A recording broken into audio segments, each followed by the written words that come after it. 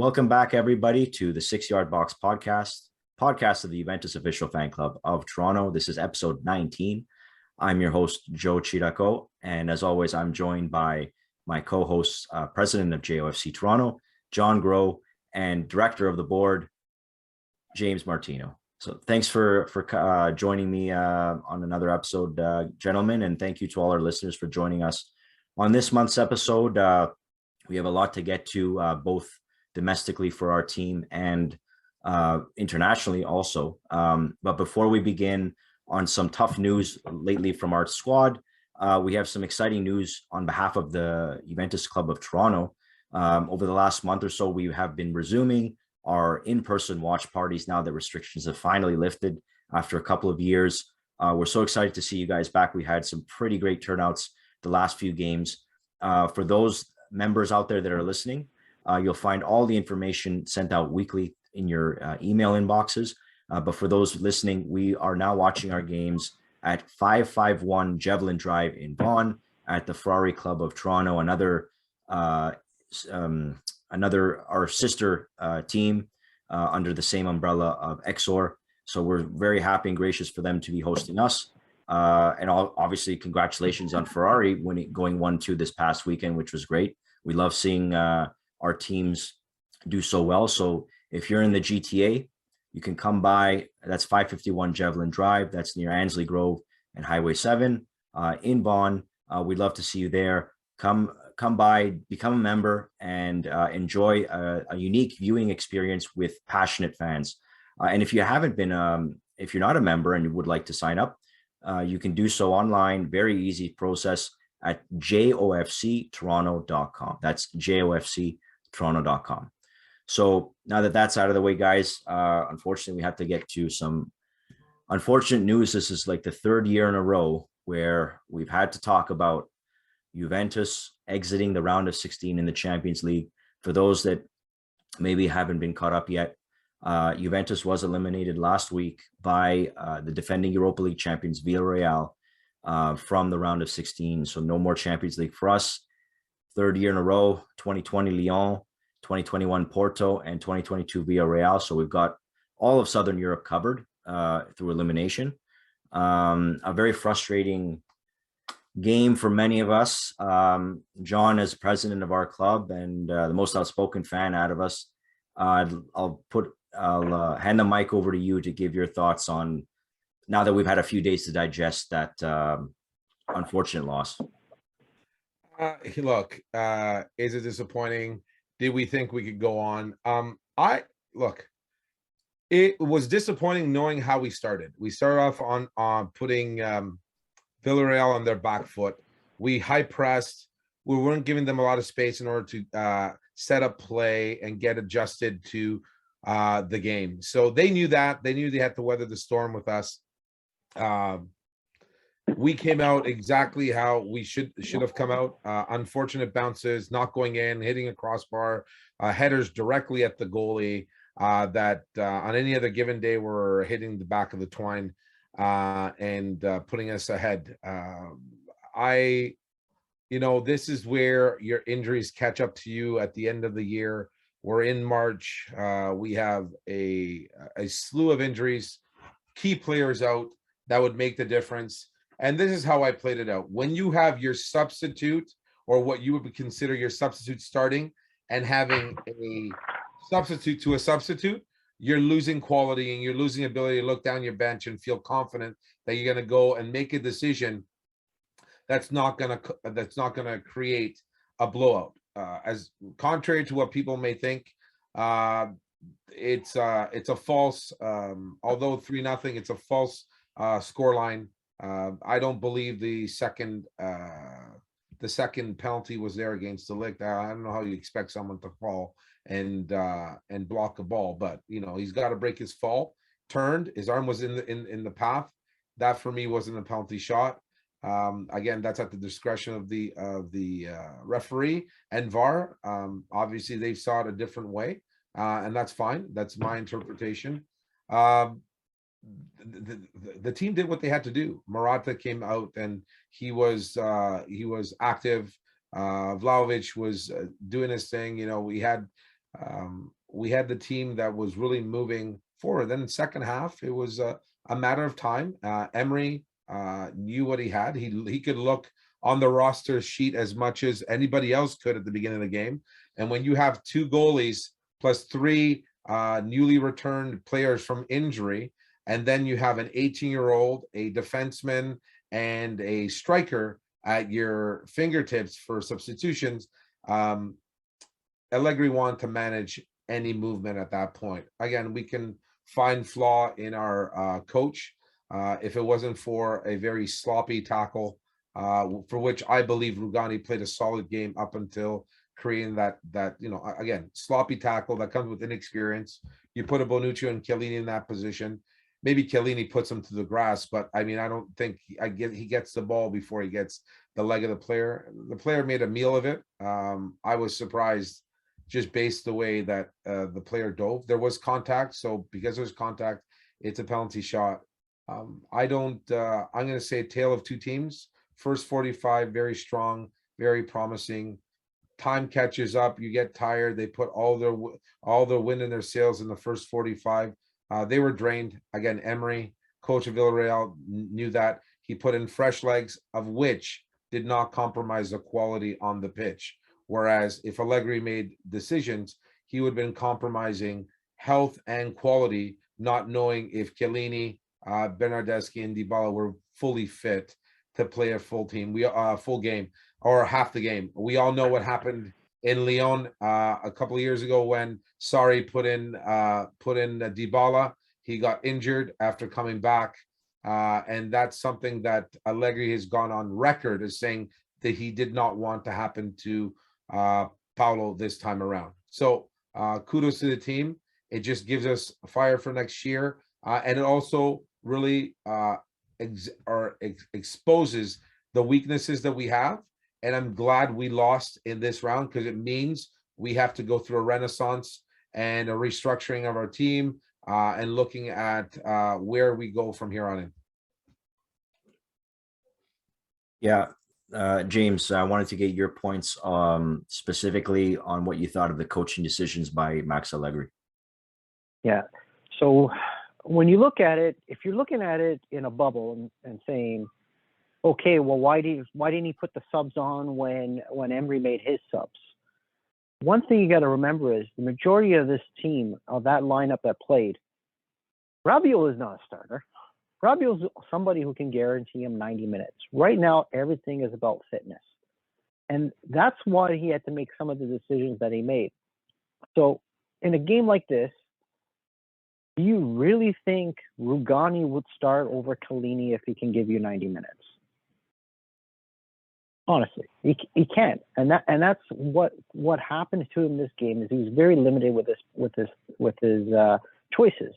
So when the game started, that first half was how Juve was supposed to play. But where I don't agree with John is I didn't see them pressing at all in that first half. Their keeper there, he might have had the ball for maybe about a good 10 seconds before you actually saw a press. I think the game plan was play possession. If we don't get the ball, drop back, and then we'll go back and get it. Save your energy. And that's what I felt the first half was. So by the time the second half came, they're already gassed. And what can you do? Now, it's 1-1 on the aggregate. At the time, it's still 0-0. So you're looking at extra time. So if you know Dybala can't give you 90 minutes already, are you going to put him on now and then goes to penalties? That was the decision why he was holding off on the subs. He was trying to maximize the guys who can give him minutes, minute crunchers. They say it in basketball all the time, just somebody who can eat minutes. And that's what Rabiot was on. And I was surprised Rabiot played the full 90. It was who's the sub there? Locatelli came off for Bernardeschi. And then after the fact, we find out that Locatelli had COVID symptoms too. So here is a guy also not playing at his full potential, full health. So I'm going to cut Allegri the slack there because I know when you look in that bubble, you basically say, how can a team like Juve lose against a team, smaller club like that? Well, when you're missing the majority of your club, even though you had those three on the bench and they can't guarantee you the minutes, then yeah, you're handcuffing yourself as a club. And this is where the fitness has to be something when they do look at this rebuild of players at a certain age. Can they hack it? Players who have this injury history and are up for renewal, do we re-sign them or not? And this is it's the flag that's up there now, that if we want to compete in three different trophies, we got to build a squad that's going to have the depth for it. Now, I know after that Champions League game, you hear people screaming for youth. Would you really trust an 18-year-old kid in a game of that magnitude while you're down and not to take a silly foul? So everybody's captain hindsight, but I understand why Allegri did what he did. It was a risk because he was playing for the extra time. But once that goal went in on a questionable, very slight contact, that changed everything. And then the team itself folded when he did put on those stars who were supposed to bring them back. Yeah, I agree with both your points. It's just disappointing to see the same thing. Same result 3 years in a row. I have to give the coach of or Villareal credit, and people will say, oh my, we lost to Villareal, we're not supposed to lose to teams like that. Well, I mean, they're still the Europa League winners, the defending champions. And one thing that, people will say, criticize, oh yeah, they just won the Europa League. But winning knockout stage games and winning tournaments is no small feat. I mean, you had a guy, Unai Emery, who outcoached Allegri. The guy has won 4 Europa Leagues. He's won 4 European trophies. The guy knows how to win in Europe. The guy knows how to manage games. He knows how to analyze opponents, and he knows how to win knockout football, which Italian teams do not know how to do and haven't been able to do because they have not consistently been in the Champions League long enough. It's not the players. It's not the style per se, not entirely, but it's just the inexperience. The players on the field, a lot of them, some of them, the problem is with our rosters, there's players who are too raw and too green, but there's also players who are best or past their best before date, and they really should be looking to move on. And that's a job for management to do in the off season. I still think there's some lingering corpses from years previous that are still weighing down the team, and hopefully those players will be moved out, and a new refresh or a couple additions will help. But really, I think management's got to look at it and say, let's establish a core and ride out this core for 5 years, just like we did in 2011, where eventually in year 4, we made the Champions League final in 2015 because it was the same core players that played together year over year over year, and they only improved. So if you're adding new players and a new coach every year, it's really difficult for a team to catch that momentum. And Villareal has been a squad that's been put together for the last few years. They won together a trophy last year. That's a huge intangible that people are overlooking. And I think even in years prior, 2020 elimination from Lyon, who was the coach? Rudy Garcia, a guy who coached many years in Serie A and knew Juventus really well. And even when he coached Roma, they were not easy games when we faced his teams. The year later, Sergio Conceição, another guy who played in Serie A for many years. He knows Italian football. He knows Juventus really well. He was able to match up accordingly. And this year, Unai Emery, who's been winning trophies and coaching against various European teams, also was able to spot that out. So it's not so much the coach or the players. It's a combination of both, plus injuries. And it was just a knockout fixture that unfortunately was doomed to fail. And, we can try and look at it next year in a positive light, but we got to get to the Champions League first. And I think we will, which we'll get to shortly in the episode. But it is what it is, and we have to move on. And it's still painful, but 5-6 days later, it is what it is. And honestly, we don't deserve to we can't even beat any of the teams in the quarters right now. I mean, maybe Benfica, perhaps, but even that, I'm second guessing. But we're very, very, very far away from teams like Bayern, Man City, and Liverpool. We're not even close. Like, we can't even train. We couldn't even beat their bench, to be honest, at this stage. That's how good they are. And the gap between the elite teams and everybody else has never been greater. And unfortunately, we have to humble ourselves, get rid of that arrogance that's persisted in this team for the last few years, and realize, like, we're not as good as these teams. And that's why we were so successful 10 years ago, because we knew heading into those Champions League games in 2012, 13, 14, we were not the Barcelonas, the Real Madrids, the Bayerns. But that's how we got that success. And I think we were trying to punch above our weight, but we're not even winning in our weight class. So again, management coaching has a lot of work to do in the offseason, and hopefully they will fix up those issues. But speaking of the players, which I mentioned just earlier, we had news on a much drawn out saga with Paulo Dybala and his contract situation. John, I'll turn it over to you to address the latest from that scenario as of today's recording. So obviously this has been drawn out from October of last year. It's, there was a gentleman's agreement apparently, and moving forward as the season progresses, there's been unfortunate situation with Paulo's health, which limits his amount of playing time and the ability to help the team in key moments. Obviously, no one wants to see a player injured, anybody from that matter. But, that may have been the saving grace for the team, because it would have been financially a massive mistake. Paulo's done amazing things for this club, but over the course of the last 4 years, 3 have been riddled with injury and little or no involvement in key games. And those key games we all know is Champions League. There's stats out there that shows the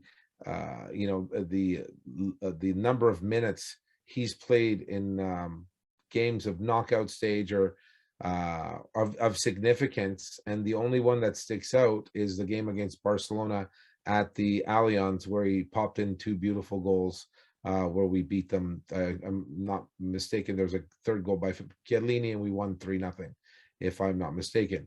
So outside of that, we have a player that unfortunately, and again, being a person who owns their own business and has employees, you weigh, and it's like an employee's year-end review. And at this point in time, if you're going a certain direction, and I know James touched upon talking about youth, and this is one of the things that, just not to get off topic, for really hammering a guy like Allegri, the whole team's filled with youth, and what they want to bring is youth. So we haven't been this young in years in terms of where we're going. So that's just a support on the coach, and some of the pieces of management, that see the opportunities. But Paulo's going to be 29, a 4-year deal for someone who's riddled with injury. If this was us looking at a 24-year-old, I can see Juventus potentially taking a stab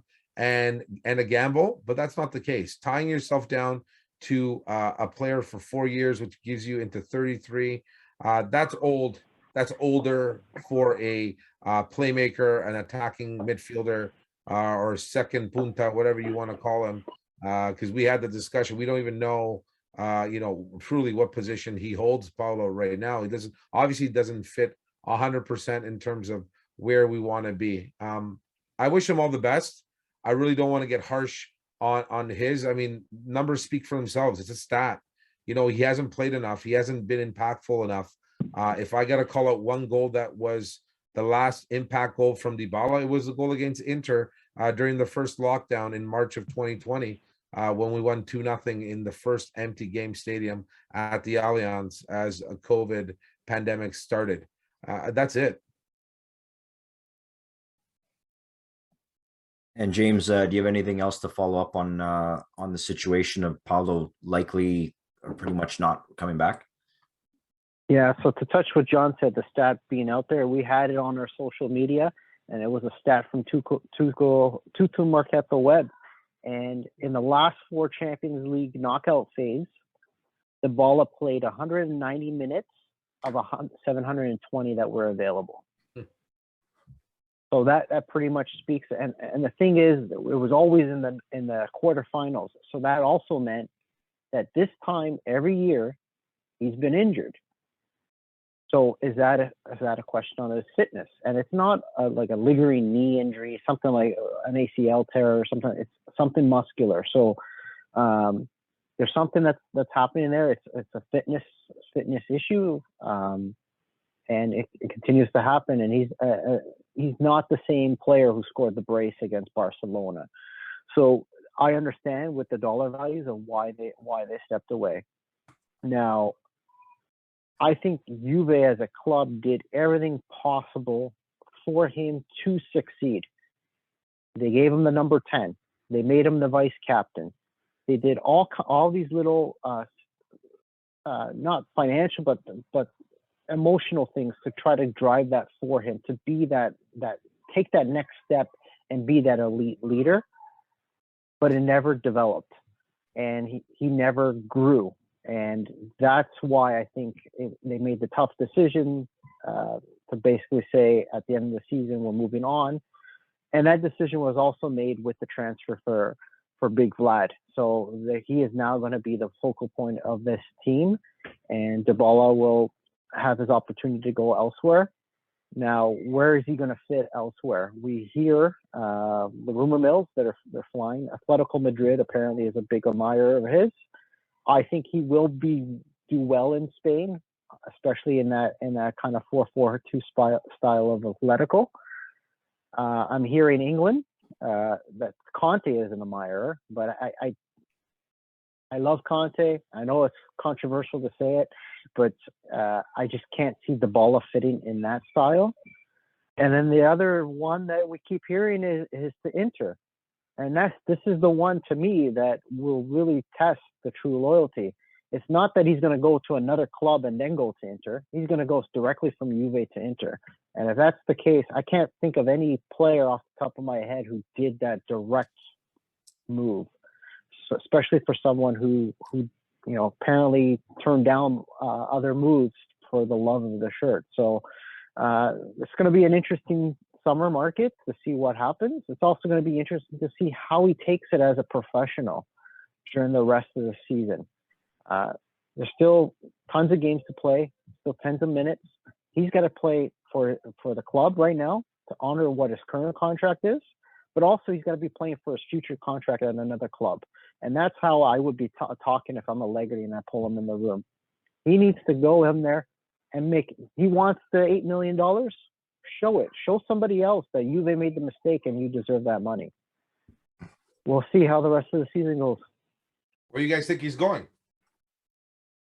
If you had to pick a team, where do you think he's going? I don't think it's any one of those teams. I don't feel his value is where his agent, and this is another part of it. I think again, this is only my opinion from what I've read from different sources. They did not like his player representative. His agent is one. They don't like, apparently, the girlfriend. That this is where the change in Dybala also started occurring. And we do know that his brother was some sort of business partner that was there too. So somewhere along that relationship soured, and he's hearing from this close-knit group that his value is worth more than what is out there. Now, at one point, could he get that money? Yes. He had no injuries. He was that style of player, still spectacular goals. However, he has the injuries now, and the world changed. We have a COVID environment.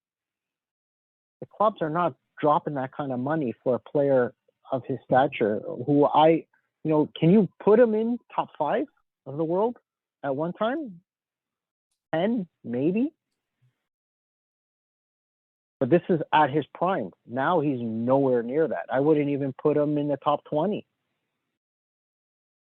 Well, not even top 30. I mean, the way he's played the last couple of years, good player, talented.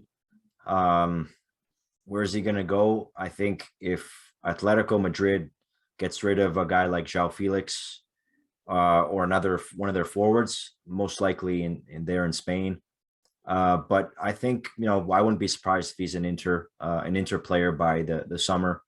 He's got that relationship with Marotta.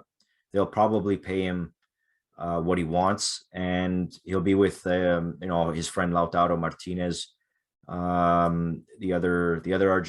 There's a couple other Argentinians on the team, so it may be a good fit, I think, for both parties. But it would be upsetting to see him go directly to Inter, as James mentioned. But it's a business, and it's a decision that has to be respected. And I think in the end, it's the right move. As I mentioned earlier, there's players who have overstayed their welcome that should have left a few years ago. And for Juventus to have any kind of success, they have to move on from these players. The sport has changed. There's no such thing anymore as players who play for one team for even 10 years anymore. Never mind 20, like Del Piero or Totti or Xavi.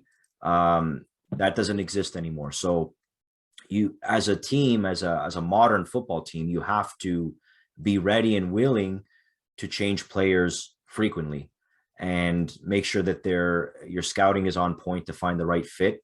And right now, Paulo Dybala does not fit with the team, and spending more money on salary on him versus other players or another player, an individual player, would be a mistake. So it is what it is. He served the team for 7 years, and if that's how it's going to go, then that's great. But, to some fans online who are angry, we've had better players, and we're going to have better players in the future.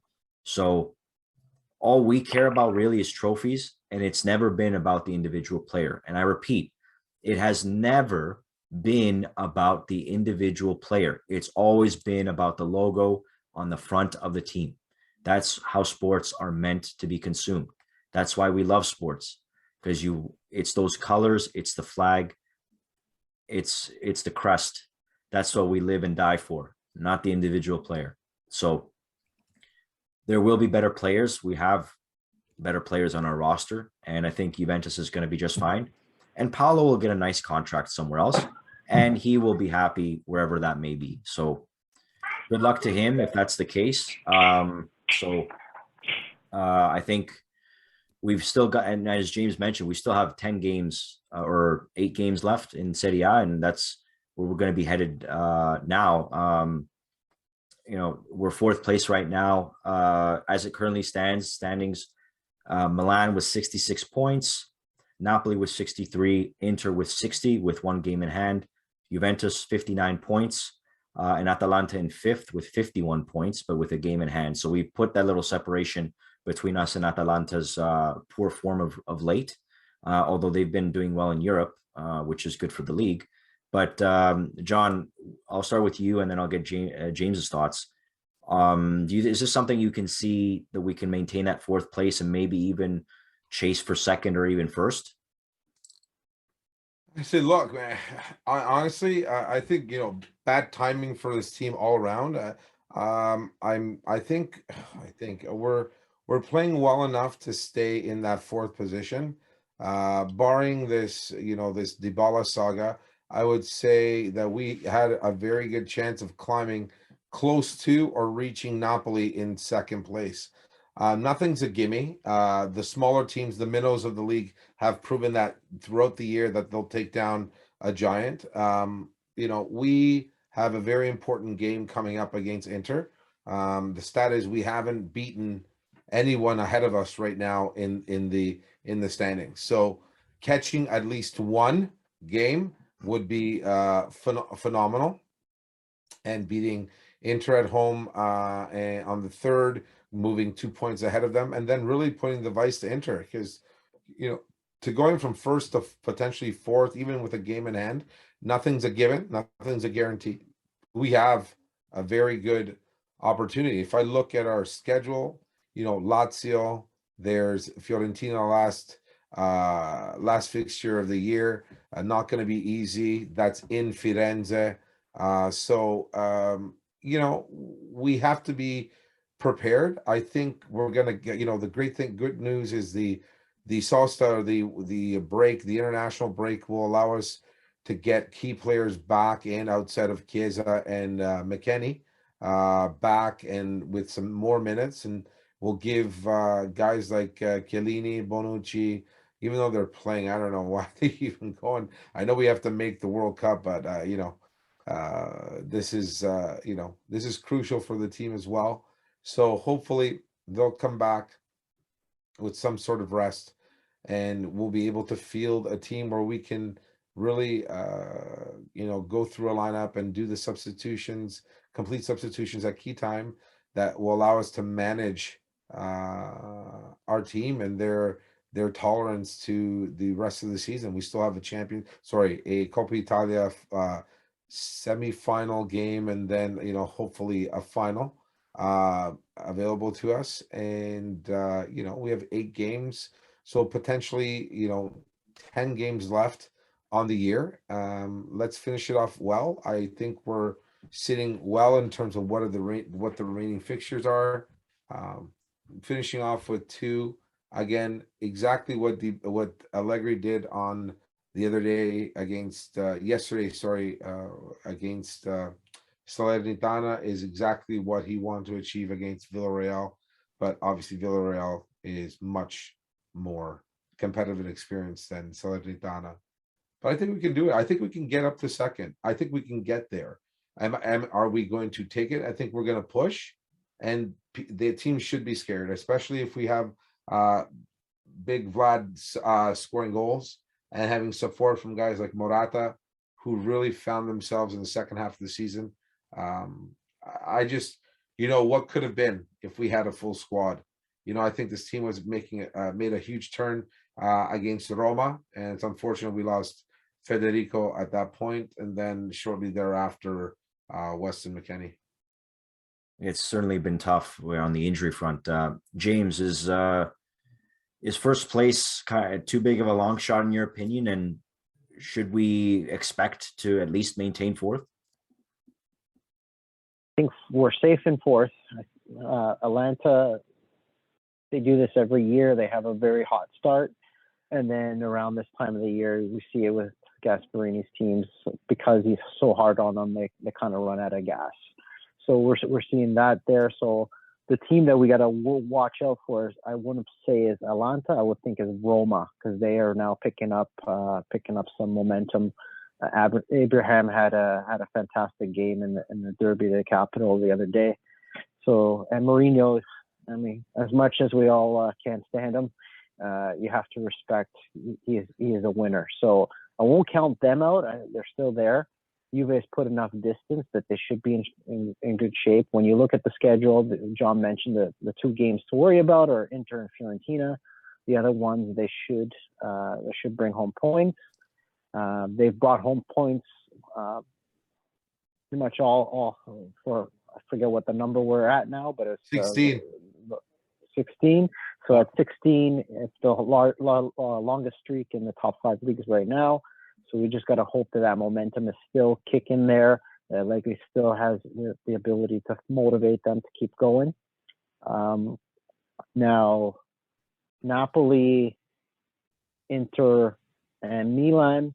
We've seen Napoli lose a Scudetto in the hotel room before, so nothing throws past the mentality of that team. If all the cards are right, there's still a chance for the Scudetto. Very slight, but the chance is there. But I feel we could. Second is not something that we should blink an eye to. I think second is definitely achievable, considering the 2 teams above us. Yeah, I think we're, I don't want to jinx anything, but I don't see the team dropping out of 4th. It's just they'll grind out those 1-0 wins and play and park the bus if they have to. I think they'll get the results. As for the Scudetto, I just think it's Milan's year. They've got nothing else to play for. They're playing well, and Napoli, as you guys mentioned, I mean, they don't really have a heart and soul or any kind of grit whatsoever. So I count them out. Inter looks like they're kind of running out of steam, but they do have a game in hand, so things can happen. But for Milan, I mean, it would be a nice story if they won and kind of their first title in 11 years. And, finally we would have, I think for the first time in, I think 20 years, you'll have three different winners in a row for Serie A, Juventus in 2020, Inter 21, potentially Milan in 22, which would be good for the Italian football as a whole. So as long as we get the top four and if we can win the Coppa Italia, that'd be great. We keep our streak of winning a trophy at 11 years in a row. And really just the most important thing in European football is just make the Champions League.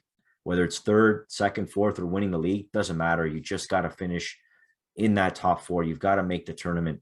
That's probably worth more than any trophy at this point. So I'm hoping that and I'm faithful that and confident that that will happen. So before we move on to the international side, James, what's the update on our Juventus women defending multiple champion team? They've got a big Champions League game actually coming up, I think this week or I believe later this week or next week in their bout. And also a big Champions League UEFA Youth Champions League win for Juventus as well. Yeah, so the kids put on the show last week. A big win, and they are now in the semifinals of the Youth Champions League. So this is a great achievement. I know a lot of people criticize Juve without having a youth system, but the youth system is there. They have academies all over the world, and this is just showing that the club itself is not just the men's first team. There's a lot of other moving parts that are happening. So hats off to the kids for this big achievement. So that you can watch on the Zone as well, so that it is available. You mentioned the Women's Champions League. Our women's team is also in the Champions League. That is all on the Zone. I just checked that. I got to double check that the schedule, and I didn't see it for this week. I think it's for next week, but check on the Zone to be sure. They won this weekend. Santa Giuseppe special just pounded Napoli. Scoreline said 2-0, but it could have been a lot more. Our own Canadian Julia Grosso was all over the Juventus social media feeds and on TikTok. She just made this one run where she practically ran from our 18-yard box and threw everybody. She couldn't finish it, but it was an amazing run. And as a father, Italian Canadian father who's got daughters in soccer, to see a woman wearing a Juve jersey do that, it means a lot. And I think that's the other thing. I know John's the same as me. We're both girl dads, so it's different for us now than from when we were kids watching the women's game. Totally true. And actually, the game is this Wednesday at 1:45 p.m. So you can catch that on DAZN, which has the rights for this tournament. So that's this Wednesday. Yep. I believe it's the first leg, so that'll be at 1:45 p.m. Yeah. So if you try, my boss is trying to get a hold of me, I might be busy. Yeah, definitely. Like Julia Grosso has been sensational so far, and I think, Lyon is a tough. Like Lyon has won a couple of these Champions League titles, so they're actually one of the best teams in Europe. It's going to be a really tough draw, but I think win or lose, it's great experience for these girls who have never been. Juventus has never made the knockout stage of this competition. I think this is only the second time they've qualified for the Women's Champions League, or it could be the first. So it's the second. It was a play-in before, so this is why it's only, even though they've won the Serie A feminine multiple years in a row, but because of the play-in, this is only the second time they've been in that Champions League, but first knockout. Yeah, so this is going to be a great experience for them, regardless, win or lose against one of the top teams in Europe. And you know what? As much as we bemoan the men's team, it's been very impressive to see the youth and women's team evolve. And Fabio Miretti, scored the winning goal against Liverpool in the youth Champions League, and he played rather this past weekend.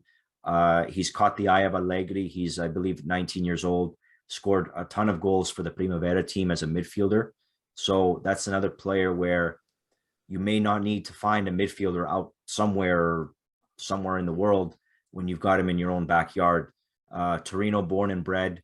I mean, there's really no reason to not give the kid a chance. So we'll see how that develops. And again, the focus is on youth. We have some talent now that the B team is coming to fruition after a few years, and there's exciting times for Juventus going forward. And it's easy to look down or get down on the results of the senior men's team, but a lot to be proud of on the women and youth teams. Switching gears to the international game, something that really is of huge consequence. We have the World Cup qualifiers coming up for both Italy and Canada. Unfortunately, 5 years later, we're still in the same position as we were before, with a real risk to not make the World Cup, unprecedented 2 times in a row, which has never happened in the history of the Italian national team. We've got Thursday, 3:45 p.m.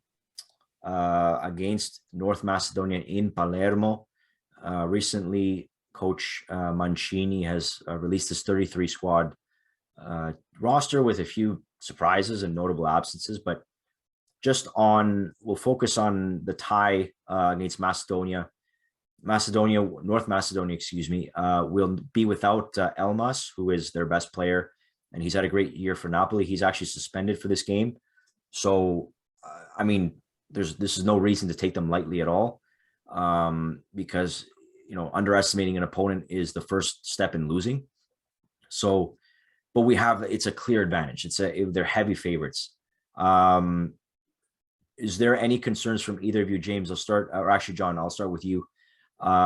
Any concerns that you have against Macedonia and potentially Portugal going in? Because these might be the 2 biggest games of these players' career, despite winning the Euro less than a year ago. I think it's just, you have to take each task, each game as it is. I mean, you can't look beyond Macedonia. You do, like you said, what you're doing is you're gonna drag on a game that you should be able to finish off early and really focus on it. I mean, really what they should be doing is attack at all opportunity on this team. They do not have the firepower or the ability to counterattack. They're gonna sit with players. They're gonna play out, try, sneak out a corner kick, free kick, something of the other, a mistake in the back line in order to capitalize. All you need is one opportunity, and Benfica proved that against Ajax in the second round knockout stage. There was a 31 to 70 or 69% ball possession, which is significant, and especially when you can't be on that same. You have to really go for the throat and the jugular here. Like I said, I'm not trying to be a pessimist. I'm not confident. I'm a little bit disappointed with Mancini and his selection. I'm gonna go out on a limb. It's disheartening. It's disappointing. It's actually borderline embarrassing as an Italian to see the way we stick with a certain type of player or a formula, or just hang our hats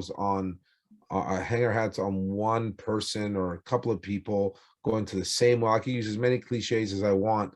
I'm disappointed. I think the fact that Balotelli's not playing for me disgusts me, and they led the lad on, and it bothers me that this is still going on, and why we're going after Joao Pedro and not bringing in an Italian like Balotelli is a complete slap in the face of Balotelli and his willingness and commitment to see what he can do for this national team. And there was a commitment from Mancini, and this almost makes me feel, I'm pretty sure most people have seen it, the Trapattoni Baggio debacle when he was told he was going to be on the 2002 team, and that never happened. So look,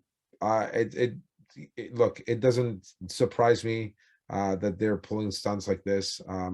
Do I have faith in this team? No, to be very honest. They can go by Macedonia. You're either going to play Turkey or Portugal. And Turkey being one of the stingiest teams, and even though we beat them in the Euros, you don't catch them off their line, or where they're not committed to their defensive strengths. You have a guy like Demiral who's dead center to thing. We may not even face Portugal. We may not even get there past Macedonia. I'm just giving you all options. That if we pay Turkey, it's a guy like Demiral's had a great season with Atalanta, and Gasperini's been great for his confidence and his ability to grow as a central defender. Like I said, I'm not with the forward attack. I don't care if Berardi scored his 100th goal. He's garbage. Sorry. Immobile, garbage. Sorry. Insigne doesn't care. He's moving over to Toronto to play in MLS. He could care less. He's going to make his money. Garbage. See you later. Bye. Who are you going to hang your hat on? Raspadori and Scamacca? With what experience? We're going to slap them in. You can slap them in against Macedonia. What do you think they're going to do against a Turkey or a Portugal? You think they're going to cause any significant heads to turn?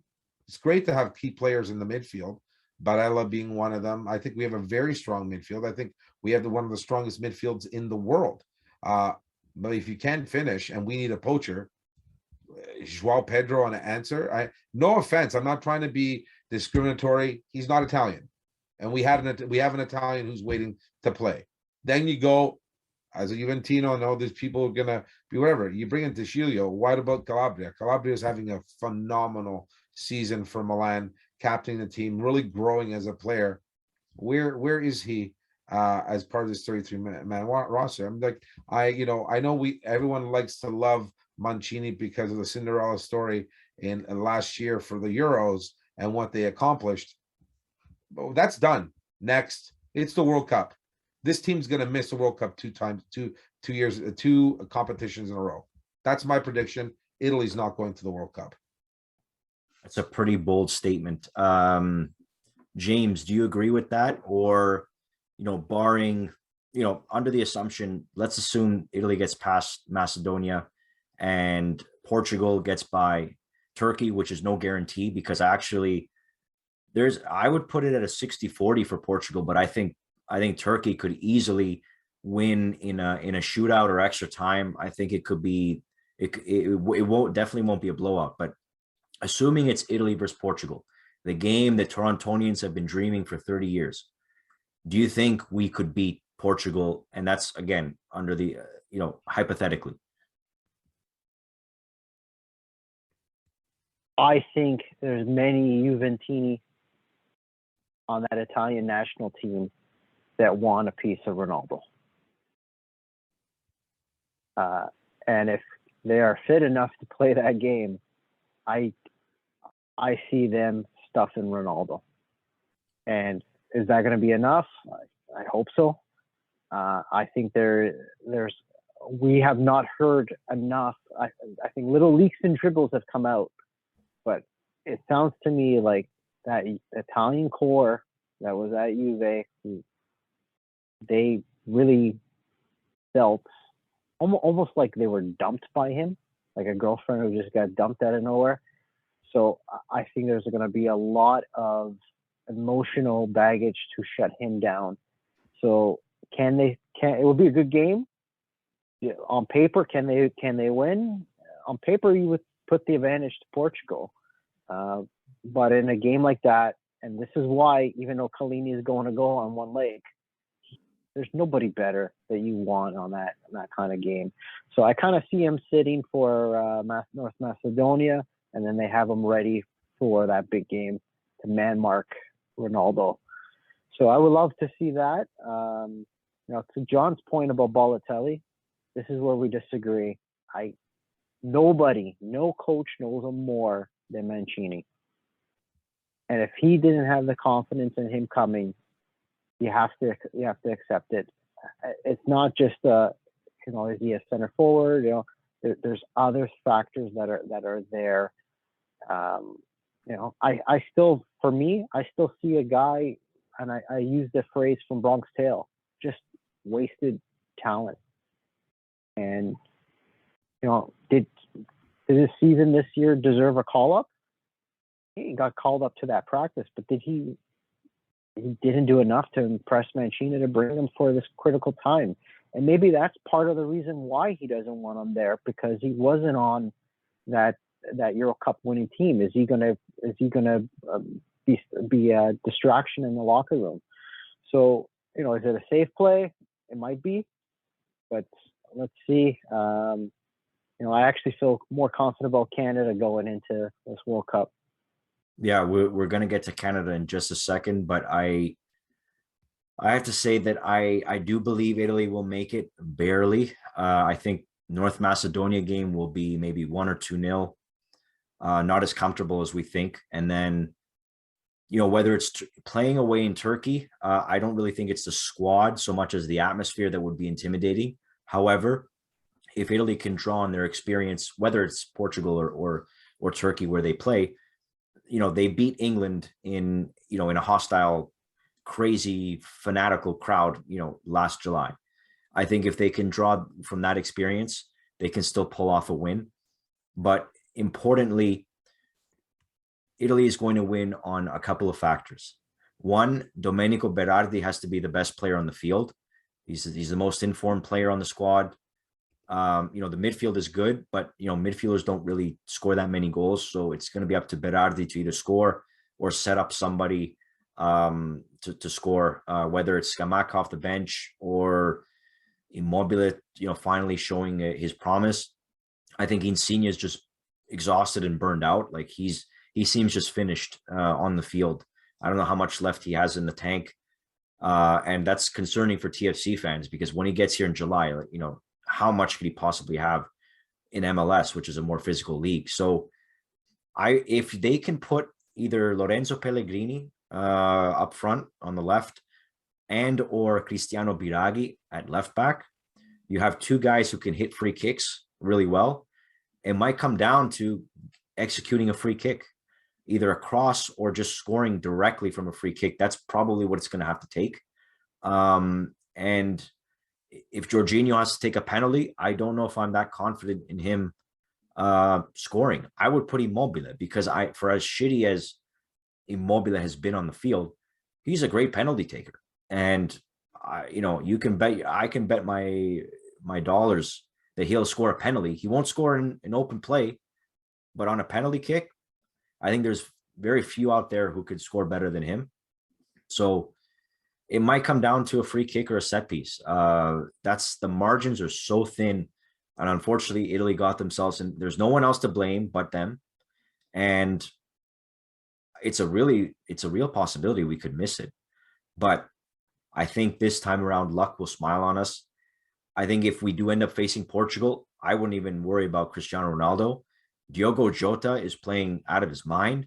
That's the guy you got to man mark the crap out of him, because that guy is having an amazing year for Liverpool, and Cristiano Ronaldo's finished. So I wouldn't worry too much about him. Now, I hope to God he doesn't prove me wrong and score a hat trick, because he has proven people wrong before. But I just think the way Portugal plays, the coaching, like the guy doesn't utilize the best out of his team, and they're too defensive. That might be the downfall for Portugal, whether it's against Italy or Turkey. I could see them losing 1-0 to Turkey easily, because they just can't score. So it's going to be, we had the toughest path. It is going to be a very nervy next week and a half for Italian fans. But for Canadian fans, I think we're just waiting for the coronation of a moment 36 years in the making. So Canada is also playing 3 matches. They're at away to Costa Rica, I believe on Thursday night. And then I believe on Sunday or on the weekend, we have the game at BMO Field against Jamaica, which is pretty much, I think, the coronation of, it's going to be the game where we qualify or at least clinch. And then Panama away. I'll quickly give my thoughts. I think it'll be really tough for Canada to finish first in the group. Costa Rica and Panama are both fighting for fourth, and they're very desperate, and they're playing at home. So I wouldn't be surprised if Canada loses against Costa Rica, but most likely a tie. Still without Alphonso Davies, but we saw just how good Canada was without him. So that's not really a concern, at least to me. The game against Jamaica, I mean, that I think we can chalk up as a win because Jamaica's got nothing to play for, and Canada's going to be, it's going to be a packed, sold out 31,000 people at BMO. So I think that's going to be a win. And then against Panama, who knows? They might just rest some players and go for a tie. But I think Canada will finish in the top two and qualify directly. It would be great if they finished first so that their ranking could improve and go to pot three, which would be a huge help for the team in Qatar in November. But John, I'll get your thoughts. I mean, Canada, I mean, it's a formality at this point, isn't it? Look, I would never get, I would be tickled pink to say, Canada and Italy in at the same time. We probably may not have the opportunity to see both, but Canada, we talked before we went on setup or went live on this podcast, is that Canada has a great shot. They have the most prolific attack in the world in qualifying. We have there's such a great atmosphere and a camaraderie amongst the guys. The team, I'm not fond of coaching the team. I think that where a lot of this key team is succeeding is with the international experience from guys like Tayshaun Buchanan, obviously Jonathan David, and also the one and only Alphonso Davies, and our good old captain and keeper. Oh my God, why is his name escaping me? Borjan. Help me out. Borjan, thank you. Who's just an absolute, and I don't know if you guys listened to his interview after the game in Hamilton, and how I made it about the fans, how this is something that they want to turn around Canadian soccer and really affect the grassroots level. I thought that was such an amazing point to make, and I think they're creating that next run of players where they're going to get excited and motivated to say, look, these are what these guys did. They haven't done this since 86. I was 9 years old in 86. I'm now a few weeks away from being 45. So this is quite a feat for this Canadian team. I find them to be very strong as a group. Are there weaknesses? Yeah. Their attack is obviously more prolific. With Alphonso Davies not in the lineup, it does obviously significantly weaken the team on whether he plays the right side or left side. It does impact because the level of play and connection with him, Tayshaun Buchanan, with Jonathan David, you're talking about guys who really understand the play, and with key players like Osorio from an experienced and more older crowd, and also the other statesman of the team. I can't believe I tell you, tongue tied. Tiba Hutchinson.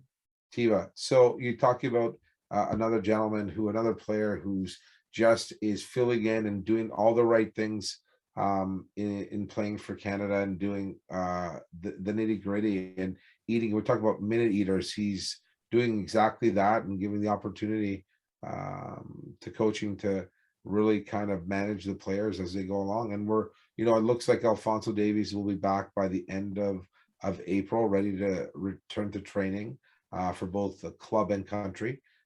So that's going to be amazing and exciting to see.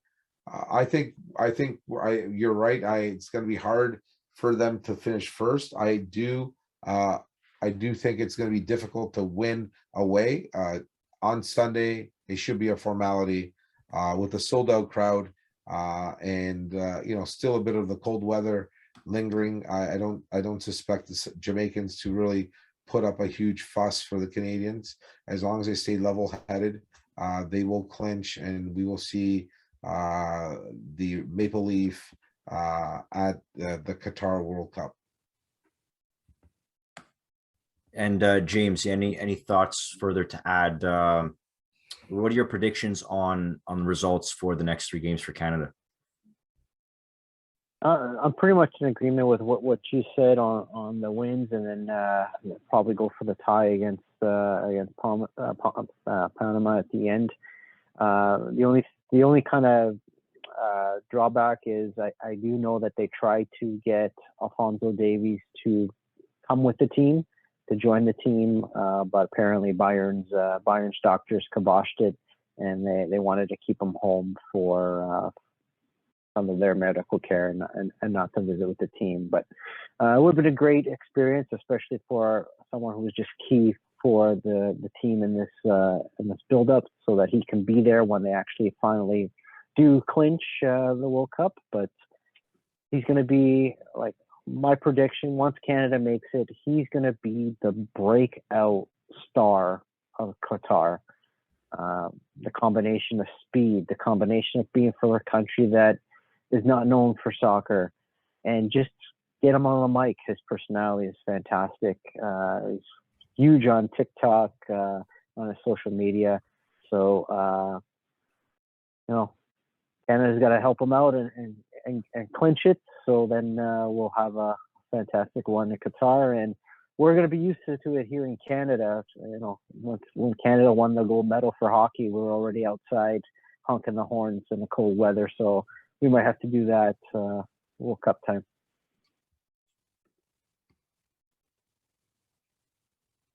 Yeah, a lot of positives here for Canada. I think, yeah, we've got it in the. It really remains to be seen where we finish. I don't think it's in jeopardy. I mean, worst case scenario, we lose all 3 games, but we're still going to be in that 4th spot against the Oceania winner, which would be New Zealand. Which, I mean, no offense to them, you don't want to disrespect any opponent, but we'd handle them quite easily. So I think this is going to be the beginning of, like, the next 12 years. You're going to see Canada in the World Cup for the next 4 cycles, most likely, especially with guys like Marshall Ruddy and Luca Petrasso and Dominic Piro, or excuse me, I butchered his name, but another Italian Canadian TFC Academy player who was recently called up, I think, the last window. So there's a lot of young players that are coming up and not that the core is old. I mean, they're all under 22, which is amazing. So it's really exciting time to be a fan of soccer in this country. And this is just the beginning. Like, we're going to get used to, everybody's listening, get used to it, because Canada's going to be in the World Cup from now until 2034. So, in 6 years, or 8 years from now, it'll be it's the expectation that Canada will make it. So it's just the beginning of a long run. And, maybe in 12 years or 10 years from now, we'll look back at this old recording and say, like, yeah, our team has come so far, and look where we were in 2022 when we weren't even sure if they would make it or not. So really positive things. I mean, we ended off the last topic of Italy not qualifying on a more somber note, but at least for our, the country we're born in here, at least, things have finally looked up, and it's really exciting to be a part of it. And we're actually really excited to host a watch party this Thursday at 551 Javelin Drive. So it's open for our members. Come by, watch the Italy game with us, and let's cheer on the Azzurri to win.